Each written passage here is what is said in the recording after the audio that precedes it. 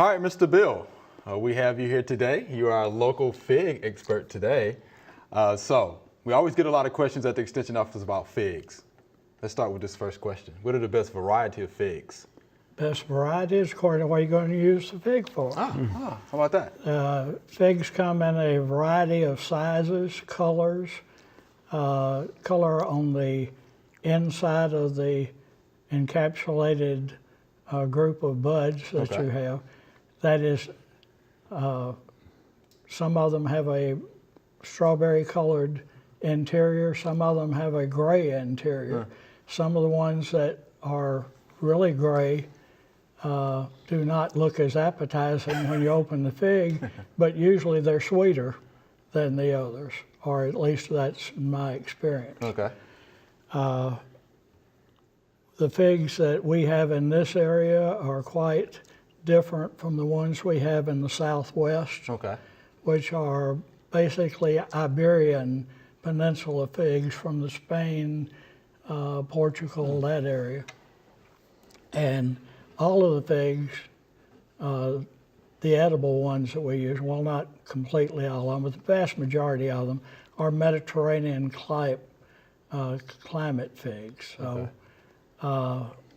we have different growing conditions, have different sizes on the plants, and everybody talks about eating the fruit of the fig. That is, what you're eating actually is an encapsulation of the buds and blossoms of the figs. That inner part that turns so soft and sweet is actually the flower.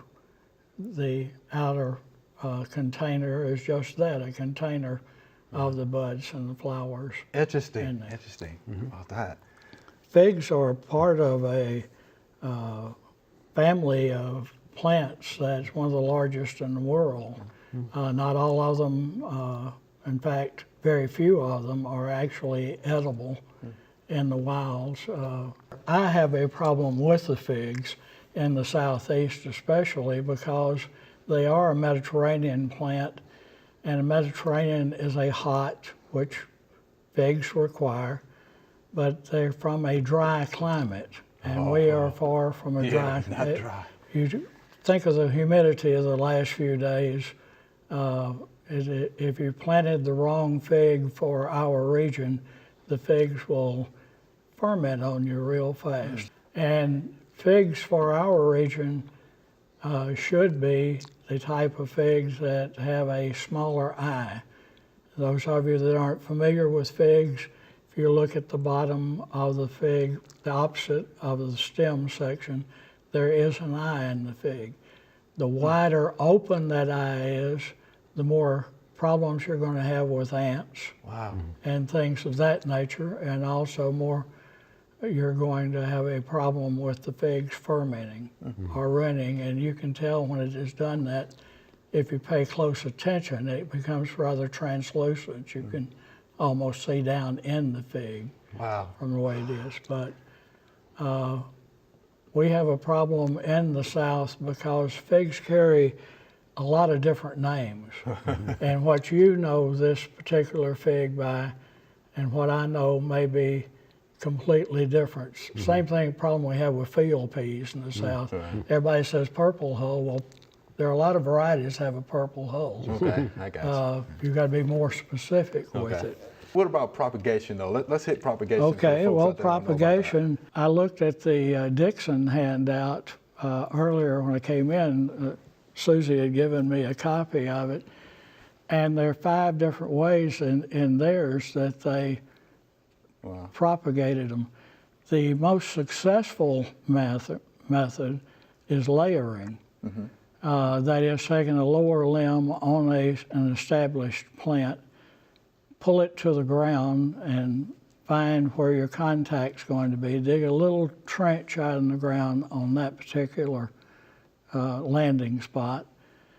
Take the sharpened part of your pruners or a knife, and on the bottom of the limb, wound the bark on the plant there. I mean, a good strip out of it.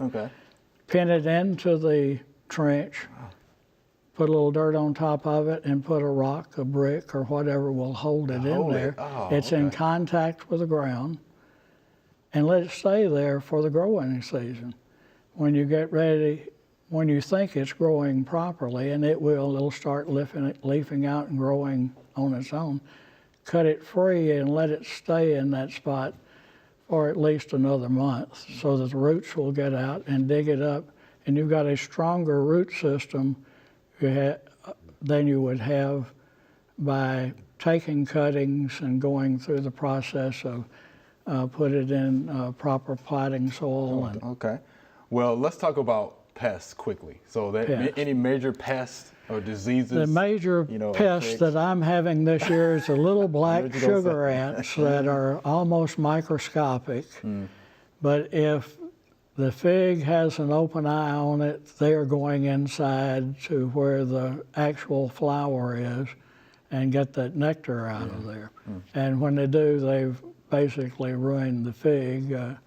You might want, if you've got an ant problem there, squeeze your fig and break it at the end before you take a bite, because you may have numerous ants on the inside of it.